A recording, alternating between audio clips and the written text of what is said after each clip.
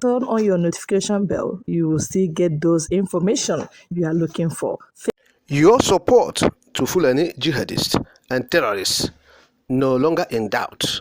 Youth Coalition carpets Atiku. The coalition of Southern and Middle Belt Youth Leaders Assembly, known as Kosimbla in short, of course.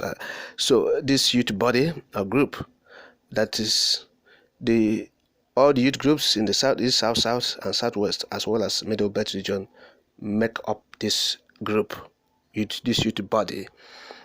All right, so they have tackled Atiku Abubakar. They said the presidential candidate of the PDP support is no longer in doubt. Talking about his support to the Fulani terrorists, the jihadists.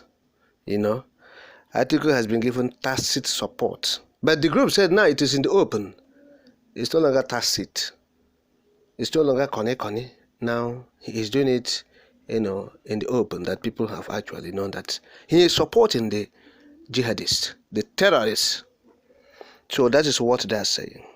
So that is the presidential candidate of the People's Democratic Party. So the group said that for Atiku Abubakar to tackle the governor of Benue State, for the governor of Benue State to say that, he accused the governor of Benue State for saying that the governor is profiling Fulani as bandits and terrorists. That's what Atiku said. That the governor of Benue State, Samuel Ortom, is profiling Fulani as bandits, whereas they themselves have acknowledged that over 80% of the bandits are Fulani. Yes, them themselves, even the governors of Kaduna State, governors of Katsina State, they know these things. They are aware. So now, the group said, they asked rhetorically that what does the presidential candidate of the People's Democratic Party expect of Samuel Ortom, whom they said he has been, at war with bandits, with Fulani terrorists, with the Fulani killer hitmen. Since 2015, he took over the reins of power from the previous governor, or the former governor, Gabriel Soswam. They said that Atiku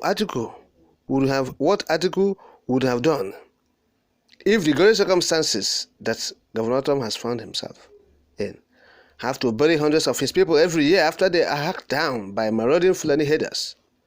They ask, is profiling more important than the lives of Nigerians? They said that the presidential candidate of the PDP has furtively declared support for the Fulani jihadists and terrorists parading as herdsmen who have made it a duty to be killing indigenous Nigerians on a daily basis in Benue State, Ondo State, Southeast states, and other parts of the country. According to them, this is very unfortunate that a former vice president of the country who should be a statesman and nationalistic in his statements, conduct, and approach will condescend so low to promote tribal and ethnic sentiments.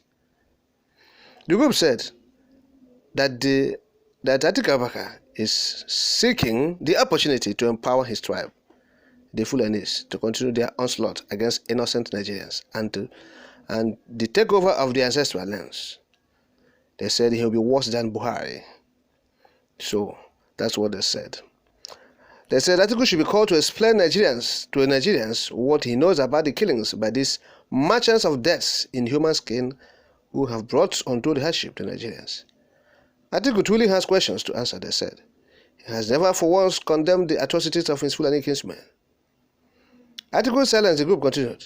All these years that the killings by the Fulani terrorists and jihadists have been going on is a tacit approval of their wicked and demonic operations in the country. It beats our imagination, they said, how a supposed statesman would be happy that an entire state of Benue is marked for extinction by his kinsmen, because they refuse to hand over the ancestral lands to them for open cattle grazing, which is an outdated form of animal farming and practice. It is surprising that Atiku's reason for being angry with Governor Ortom, which he openly confessed, is because the governor has doggedly stood in defense of his people and has repeatedly spoken against the killings of his people by Fulani terrorists and jihadists, the group opined. They went ahead to say that Autumn's strong and fierce defense in ensuring that his people are not wiped out of the face of the earth by Fulani terrorists finally confirmed that the man who is privileged to be the holder of the title Zege Mole Thief is not really the shade under which the thief people can seek refuge. You see, so they say they condemn Atiku's comments against the Benue State governor and demand that he publicly apologizes to Governor Autumn of Benue people and all other Nigerians for his insensitivity and selfishness. The group said they await Atiku's apology. As they are doing that, they call on the executive governor of Benue State to remain firm in ensuring that Benue people are protected from attacks by Fulani terrorists and jihadists, that he should not be discouraged by the unfortunate and reckless statements of Atiku. They concluded that in 2023, the voters in this country will speak to all the presidential candidates in the language they will understand, depending on what each of them represents. That is the youth group condemning Atiku's outburst against the governor of Benue State, Samuel Autumn. You see, so that is it. And this is not new to Atiku. During the time the student in Sokoto State Polytechnic, one of the Polytechnic in Sokoto State, was killed by her fellow students for saying something, concerning Islam. They said he was speaking against Prophet Muhammad. She was lynched to death, burned to ashes. Atiku made a tweet condemning that incident or action. When the youth, his tongue lashed him, he recanted immediately. Talking about the northern youths, not the northern youths, the Fulani youths. So when they tongue lashed him, he recanted and said he didn't say it again. So which means he did not condemn that act because he's a Fulani, tribalistic bigot. All right? Yes, that's what he is. Ethnic jingoist. This is the man. The youth have actually identified him very well. They said he will continue from where Buhari stopped to empower and embolden the Fulanis who have been terrorizing the people of the country, the indigenous people, since 2015 Buhari came on board.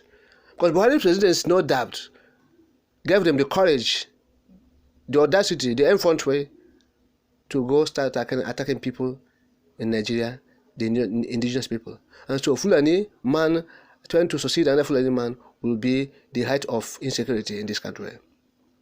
That's what the youth are saying. All right? So that's why all hands must be on deck to pursue all these people who are in the southeast, shouting and articulating. We want Fulani oligarchs to continue.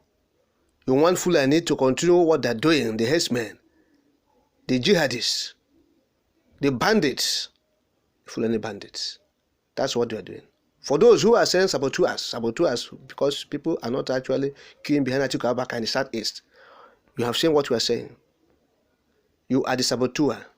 You are not only sabotaging the southeast, but also the middle belters, the south, the southwest. So the man has shown himself to be ethnic bigots.